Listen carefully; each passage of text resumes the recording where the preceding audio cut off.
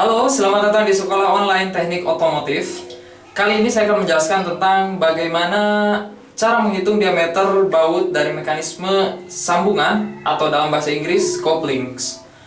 Nah, sambungan atau couplings ini adalah sebuah elemen dalam mesin yang berfungsi untuk mentransmisikan daya dari satu poros ke poros lainnya. Contoh dari sambungan atau couplings ini dalam mobil itu misalnya pada propeller shaft yang tersambung pada drive pinion gear pada mekanisme diferensial. Nah, dan pada mekanisme itu pula terdapat baut yang mengikat propeller shaft kepada diferensial berjumlah 4 buah. Dan kali ini kita akan menghitung bagaimana cara menentukan ukuran baut yang sesuai pada mekanisme sambungan atau couplings. Nah, di sini telah saya gambarkan diagram dari sambungan atau couplings. Jikalau kita lihat dari samping, bentuknya nampak seperti ini. Kita bayangkan ini sebuah propeller shaft yang tersambung ke poros pinion gear pada mekanisme diferensial, dan terdapat flange dan juga baut berjumlah 4 buah yang mengikat flange bagian poros propeller dan juga flange bagian poros yang terhubung ke drive pinion gear. Nah, pentransmisian daya sederhana saja. Poros yang sebelah kanan atau poros dari propeller shaft berputar, dan selanjutnya putaran itu memiliki daya sebesar katakan 50 horsepower. Selanjutnya daya tersebut ditransmisikan melalui case atau pasak, yang mana mekanisme ini atau mekanisme pasak telah saya bahas pada video tentang bagaimana cara menghitung ukuran pasak. Dan selanjutnya dari pasak daya ditransmisikan ke flange. Lalu selanjutnya dari flange ke baut, dan dari baut ke flange kembali. Selanjut dari flange ke pasak sebelah kiri atau pasak bagian poros drive pinion gear. Dan terakhir dari pasak sebelah kiri ke poros yang menghubungkan ke drive pinion gear. Nah, bila kita lihat dari samping, bentuk dari mekanisme ini adalah seperti ini, yang mana poros propeller, jikalau kita lihat dari pandangan depan, akan terlihat seperti ini, dan yang biru adalah flange, sedangkan yang hijau adalah baut berjumlah 4 buah, dan gambar yang berwarna merah ini adalah case atau pasak. Dan data-data selanjutnya kita buat contoh saja. Jikalau poros ini memiliki diameter sebesar 4 cm dan memiliki daya sebesar 50 horsepower dengan putaran 1000 RPM. Dan selanjutnya baut yang akan digunakan adalah berbahan ST37, dan tegangan geser yang terjadi sama dengan 0,7 tegangan tarik. Nah, kita lihat di sini terjadi tegangan geser pada keempat baut, yakni terjadi di antara kedua flange. Anda lihat di sini terdapat garis berwarna merah yang menunjukkan sebuah tegangan geser di sana.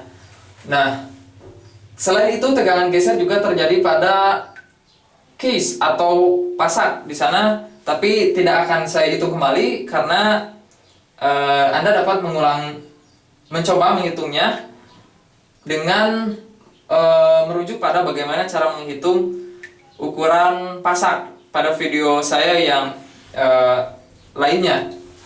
Baik. Nah, di sini perlu Anda ingat bahwa bahwa bahan ST37 itu menunjukkan bahwa sebuah logam yang dapat terputus jika dikenakan tegangan tarik sebesar 37 kg pada luas penampang 1 mm persegi. Nah, karena mekanisme ini yang terjadi bukanlah tegangan tarik, maka kita perlu mengalihkan tegangan tarik ini sebesar 37 kg yang diizinkan pada bahan baut atau logam yang digunakan untuk baut itu dikalikan 0,7, yang mana jika dikalikan 0,7 hasilnya adalah tidak sebesar 37 kg tegangan. Nah, maka hasilnya adalah, setelah saya hitung, hasilnya adalah 25,9 untuk tegangan geser yang diizinkan. Karena sekali lagi saya ingatkan, yang terjadi pada mekanisme ini, pada tengah-tengah baut itu terjadi tegangan geser karena baut dipaksa untuk menahan pergeseran posisi baut dari flank sebelah kanan ke flank sebelah kiri. Baik, dan data lainnya yakni jarak dari titik pusat baut sebelah ujung yang satu ke ujung yang satunya lagi, yakni sebesar 6 cm atau 3 cm dari titik pusat poros propeller, dan 8 cm yaitu jarak dari ujung flank ke ujung yang satunya, yaitu sebesar 8 cm. Dan kita sebut saja tegangan atau gaya yang terjadi pada baut yaitu FB atau gaya baut, dan gaya yang terjadi atau gaya yang mengenai pasak yaitu FP atau F gaya pasak. Nah, sekarang mari kita mulai menghitung bagaimana cara mencari ukuran dari baut yang dapat digunakan atau ukuran baut minimal yang dapat digunakan pada mekanisme ini. Pertama, kita tahu bahwa rumus dari daya, yang mana telah saya jelaskan pula ini pada video yang sebelumnya. Rumus daya adalah 4.500, rumus daya adalah 2pi dikalikan N dikalikan T dibagi 4.500. Nah, maka untuk mencari torsi adalah 4.500 dikalikan daya dibagi 2pi dikalikan N, yang mana N ini adalah putaran dari poros. Nah, perlu diingat bahwa jikalau Anda ingin menggunakan besaran lain pada dayanya, misalnya 50 watt, maka yang digunakan bukanlah 4.500. Dan ini yang digunakan adalah 60 dikali P dibagi 2πn. Namun karena soal yang akan kita bahas kali ini adalah menggunakan satuan horsepower, maka menggunakan 4.500 sebagai pengalinya. Baik, kita mulai. T atau torsi yang terjadi pada mekanisme sambungan atau couplings ini adalah 4.500 dikalikan daya dibagi 2πn, dengan besar P adalah 50 horsepower, 2pi dikalikan 1000 rpm, dan hasilnya adalah 35,828 kg/m.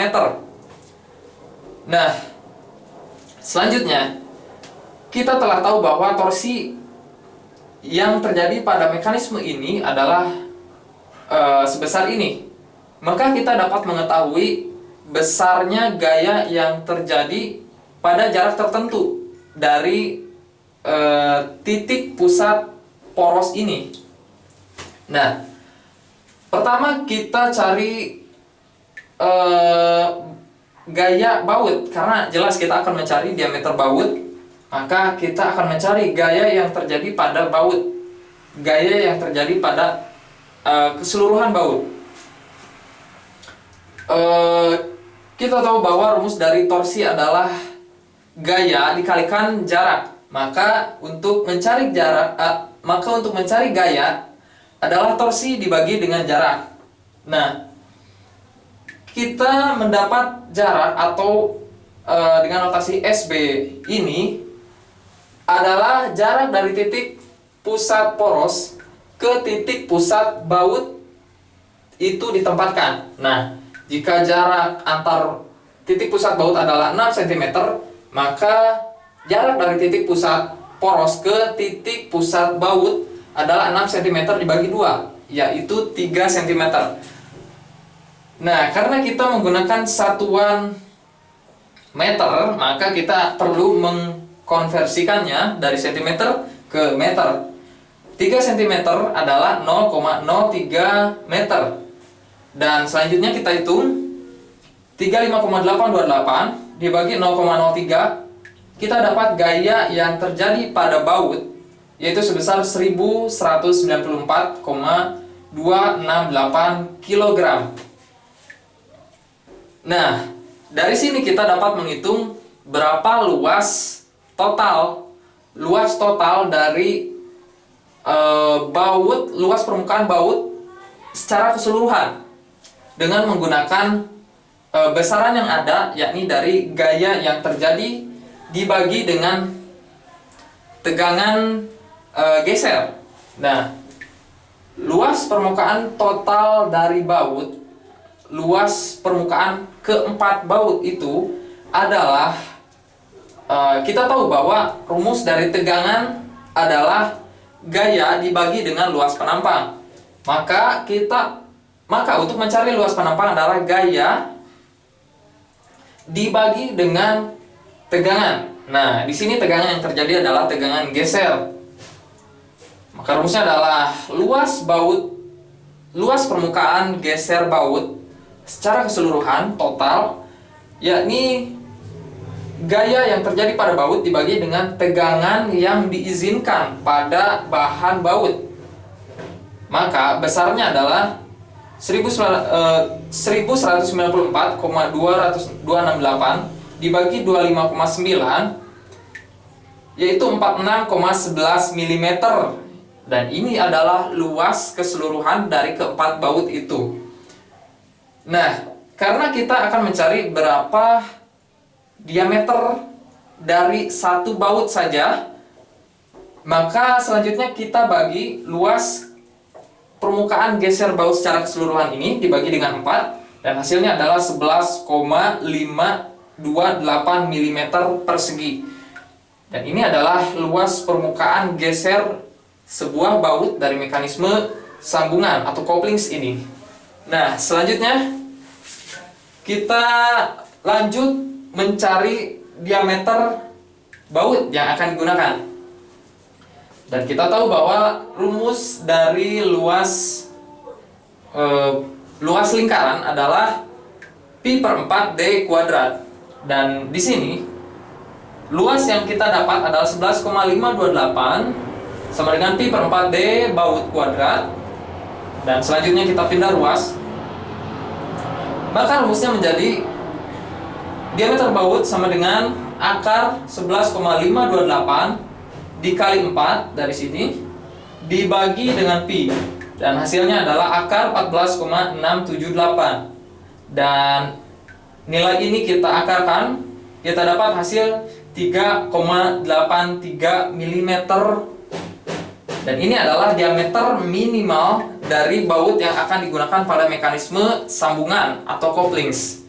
Dan itulah penjelasan bagaimana cara menghitung luas diameter baut yang digunakan pada mekanisme sambungan atau couplings dari Sekolah Online Teknik Otomotif bersama saya Willy Prastio.